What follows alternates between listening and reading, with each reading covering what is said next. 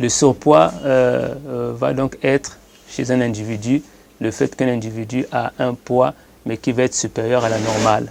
Alors l'indice donné par l'OMS pour voir ou pour déterminer qu'un individu a un poids normal, en surpoids ou est même en obésité va donc être l'IMC en sigle, indice de masse corporelle.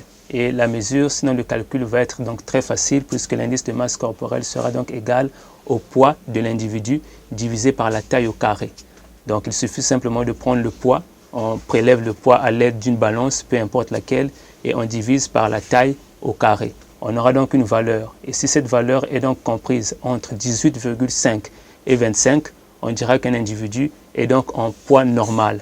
Mais un individu sera en surpoids lorsque la valeur, l'indice de masse corporelle, sera supérieur à 25. Donc un individu qui a 26, 27, 28 jusqu'à 30 d'IMC est un individu en surpoids.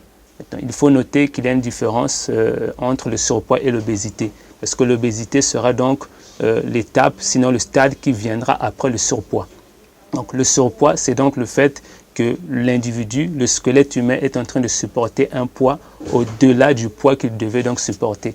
Ça va donc comme ça emmener à la survenue de beaucoup de maladies, comme des maladies articulaires, des arthroses, des scolioses, des ostéoporoses, des maladies cardiaques, des maladies cardiovasculaires et autres. Pour éviter donc le surpoids, il faut donc noter que l'une des méthodes, sinon la méthode la plus indiquée, sera donc le fait d'éviter la sédentarité. Donc d'éviter d'être toujours sur place, d'éviter d'être en inactivité.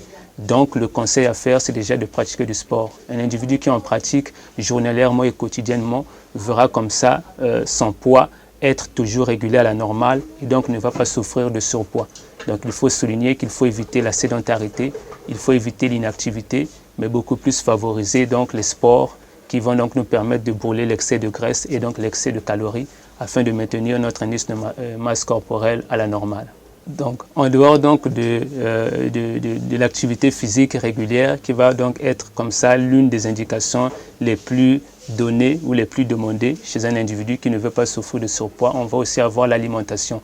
Donc il faudrait éviter tout ce qui va donc être aliments riches en lipides, aliments riches en graisse, aliments riches en LDL, c'est-à-dire en mauvais cholestérol. Donc tous ces aliments-là ne vont pas du tout être bons pour un individu qui veut garder donc sa taille. Il faudrait beaucoup plus privilégier des aliments riches en vitamines et riches aussi en HDL qui vont donc être cette fois-ci du cholestérol, mais du bon cholestérol, à la différence du LDL qui sera le mauvais cholestérol.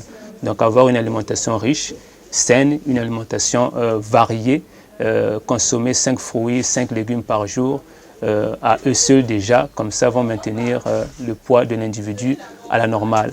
Mais il faut noter aussi que le surpoids, en dehors du fait que cela va être dû à l'inactivité, à la sédentarité, au manque de sport ou même à la mauvaise alimentation, le surpoids va aussi parfois être lié à des malformations congénitales, c'est-à-dire un individu qui va comme ça hériter des gènes ou d'une mutation chromosomique venant des parents pourra comme ça, même si cet individu pratique du sport, être en surpoids.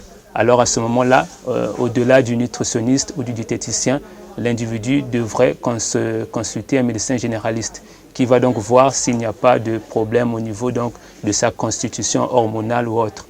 Mais en général, le surpoids va être maîtrisé avec l'alimentation et avec l'activité physique régulière.